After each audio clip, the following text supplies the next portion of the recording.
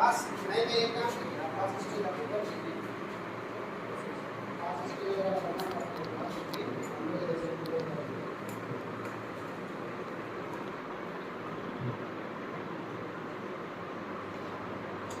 IT reportedly channel में स्वतंत्रता सेनानी श्री जयप्रकाश नारायण और महान साहित्यकार मुंशी प्रेमचंद की पुण्यतिथि मनाई गई। मुंशी प्रेमचंद का जन्म 21 जुलाई 1880 ईस्वी में हुआ था और उनकी मृत्यु 8 अक्टूबर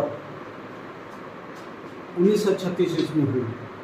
मुंशी प्रेमचंद के माताजी का देहांत उनके 7 साल की उम्र में ही हो गया था और 15 साल में उनकी शादी हो गई और उनके 16 साल में उनके पिताजी का भी देहांत हो गया।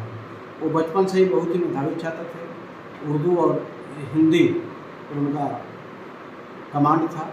उन्होंने गोदान जैसी और बड़े घर की गोदान जैसी बहुत सारी उपन्यास और बड़े घर की बेटी जैसी बहुत सारी कहानियाँ लिखी और वो जमींदारी, सूदखोरी और जो भी समाज में उसमें बुराई थी उसके खिलाफ उसको प्रदर्शित करने का उन्होंने काम किया। समाज में जागरण का काम किया और मुंशी प्रेमचंद का जो साहित्य के प्रति जो योगदान है उसको हम लोग भुला नहीं सकते हैं। भाषा सरल होती थी और बिल्कुल दिल को छूने वाली भाषा होती थी। आज हम लोग उनके पुण्यतिथि के अवसर पर उनको भावभीनी श्रद्धांजलि अर्पित करते हैं और आशा ही नहीं पूरा विश्वास है कि आज भी उनके साहित्य की जो गरिमा है शायद आज भी बने रहे, इसी कामना के साथ हम लोग श्रद्धांजलि अर्पित देते हैं। जहाँ तक जयप्रकाश जी का बात है, उनका जन्म 11 अक्टूबर 1902 ईस्वी में सीताबलियर बलिया जिला में हुआ था। वो बचपन से भी बहुत ही मेधावी थे। उन्होंने स्वतंत्रता आंदोलन में 1921 से ही भाग लेना शुरू किया था।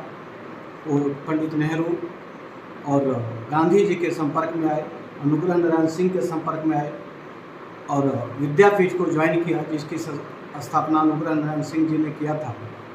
और विद्यापीठ विद्यार्थियों को आज़ादी के प्रति जागृत करने का काम करता था।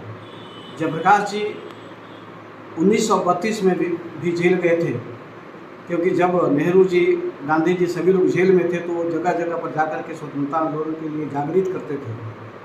1932 के बाद 1939 में उन्होंने सुभाष चंद्र बोस और गांधी जी में समझौता कराने का भी प्रयास किया।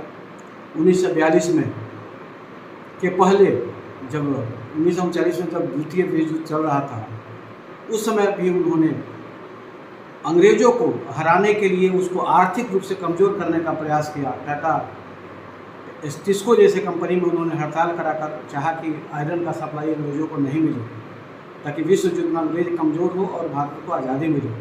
1942 में उनको फिर से गिरफ्तार किया गया और एक समय जब 1946 के आसपास में ऐसा समय ऐसा है कि महात्मा गांधी ने कहा कि जब तक लोहिया और जयप्रकाश जेल से मुक्त नहीं होते हैं तब तक आज़ादी की बात करनी बेमानी है और उनको जेल से रिहा किया गया। और वो Samajwadi party CSP Congress socialist party का उन्होंने लोहिया के साथ मिलकर के स्थापना की। 1956 में वो सक्रिय राजनीति से लोक नीति के लिए संन्यास लेने का घोषणा की और 1960 के अंतिम दशक में 1960 के अंतिम दशक में फिर से सक्रिय राजनीति में आए। 1974 में उन्होंने बिहार में जो कृषि के लिए आंदोलन चल रहा था, खेती के लिए किसानों के लिए आंदोलन चल रहा था, उसका उन्होंने नेतृत्व किया।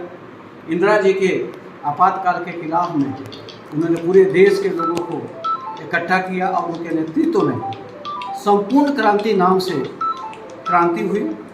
1977 में इंदिरा जी की हार हुई और मुरारजी भाई के नेतृत्व में भारत में सरकार बना और 8 अक्टूबर 1979 को उनका अपने आवास पर पटना में ही देहांत हो गया। वो हार्ट और डायबिटीज़ की बीमारी से पीड़ित थे और उनके शोक में पूरे देश में 7 दिन का शोक रखा गया। उस समय तत्कालीन प्रधानमंत्री चरण सिंह ने 7 दिन का शोक रखा। तो देश आज भी जयप्रकाश जी को बहुत ही आदर भाव के साथ याद करता है। शायद आज भी इस देश में एक जयप्रकाश की ज़रूरत है जो हर तरह से समाज के जागरण करे। बहुत बहुत धन्यवाद।